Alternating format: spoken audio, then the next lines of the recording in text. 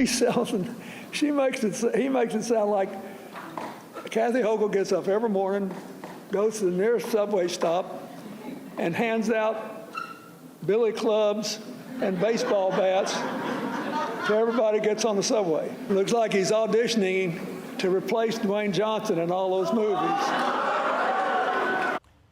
That was former President Bill Clinton mocking Lee Zeldin and, frankly, the New York voters as he campaigns for New York Governor Hochul in one of the closest watched governor races in the country.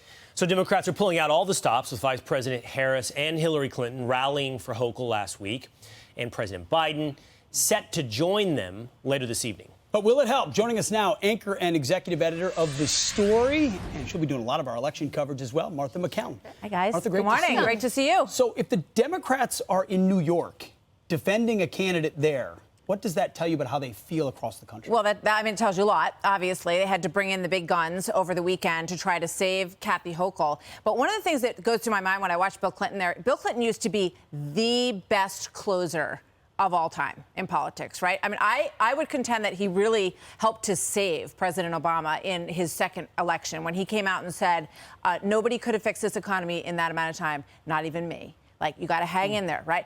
This, I would project, this is a bad closing argument because everybody in the New York audience who's listening to this, and, you know, there were some people clapping, but this is not funny. There's nothing funny about this. And people know that they, you know, have their heart in their throat when they go down into the subway.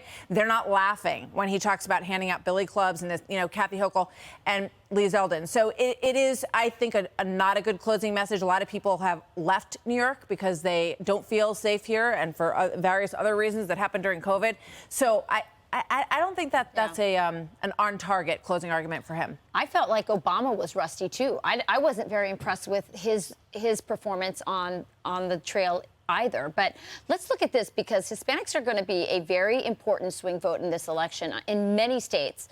And The Atlantic wrote a very great article. I thought it was very fascinating. Had some people actually that we've had on the show featured in this very long piece talking about why Democrats are losing Hispanic voters.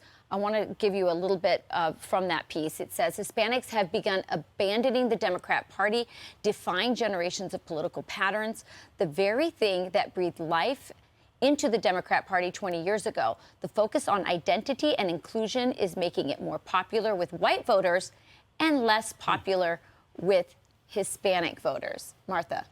You know, this is not something that has happened overnight. This has been happening over the course of the last 10, 12 years. Yes. And we've been watching the Hispanic numbers move with every election. And the black voter numbers have moved with every election as well.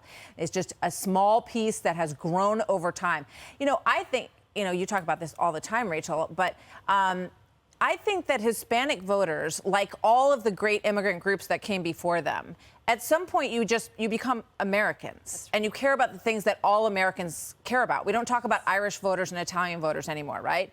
So we're now living in a time when Hispanic voters are just like every other voter. They care about the same things. They care about safety. They care about education. They care about the economy. So when you're talking to them as if they're always going to be on your side and they're always going to care about one thing, which is letting everybody come across the border, you're losing them. Yeah. They're working class voters. And I think that the divide, I think the Democrat Party keeps talking in these racial terms. And I think it's really about class and working class people. And I think that's where their values are working class values. And I think they see so many of the elites. I mean, it's interesting. It's becoming a party of more of progressive and wealthy voters. And that's a big, big shift. We see these shifts in American politics. They happen, you know, every 20, every 30 years. And they're big when they happen. And that's one of the storylines that we're going to watch really closely to see if it does bear out when we actually see the numbers on Tuesday night. On the other hand, they have this closing message. Watch this.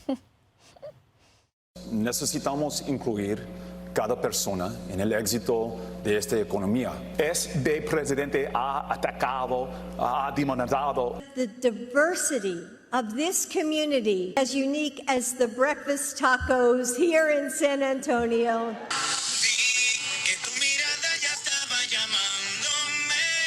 There you go. Dance a little bit, Joe. Come on. So say it with me. Si se puede. You know, Martha, I think I know we say in Spanish, pobrecita. Pobrecita. She's just so bad. You know, 10 years ago, I think someone could have made the case that Republicans' political instincts were just off in how they were trying to connect with voters. This reveals a political instinct and probably some personalities included. We keep running the same losers out there, meaning Beto O'Rourke, you know, you lose 3 times, how long do you get to be a star? Same question for Stacey Abrams. It's issues that are unpopular that we've been talking about throughout the morning, candidates that are unpopular, messages and political instincts that are unpopular. I don't know how you add that up to a win.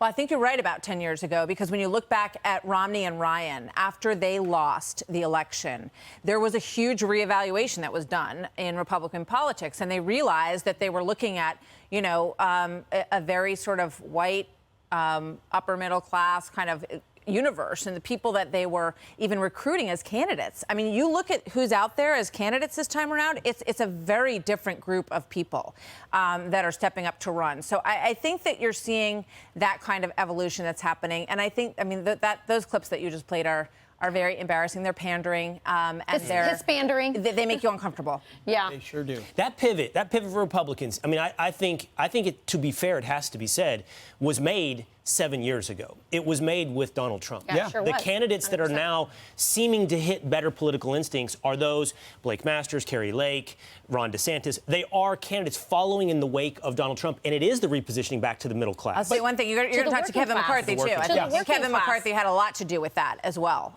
He sure with did. recruiting candidates all across the country, and it's something he's worked very hard on. We'll see if he has, you know, a home run on Tuesday night. You're absolutely right about that. Kevin McCarthy's role in candidate recruitment is Enormous. enormous and very underappreciated. And it is true that party knew it had to reorient, but it said amnesty was first. the answer at first, and then Donald Trump showed up and said, how about we secure the border? It's been very And interesting. it turns out people on the border want to secure the border, and they tend to be Hispanic. Now, you've got some big coverage coming up. What do you have and when can we watch? So Brett and I will be on tonight with our full panel, who are going to be here on Tuesday night, which is something different this year for the pre-election special. So I think you're going to hear a lot of great discussion like we're having this morning with our entire group. So that will be at 10 o'clock tonight. And also we're going to be on Fox News Sunday on the panel with Shannon Bream this morning as well, which airs all throughout the country whenever you get Fox News Sunday. So big day. We're It's excited. like a live full rehearsal. Exactly. You get a little bit of a preview. I Anything love we it. screw up tonight, we're going to try right. to fix by Tuesday. Perfect. It's like us in the first 2 hours of this show. Yes. every weekend. Exactly. So good seeing you, Martha. Great to be with you guys. I love watching you guys on the weekend. It's fun to be with you. Appreciate it.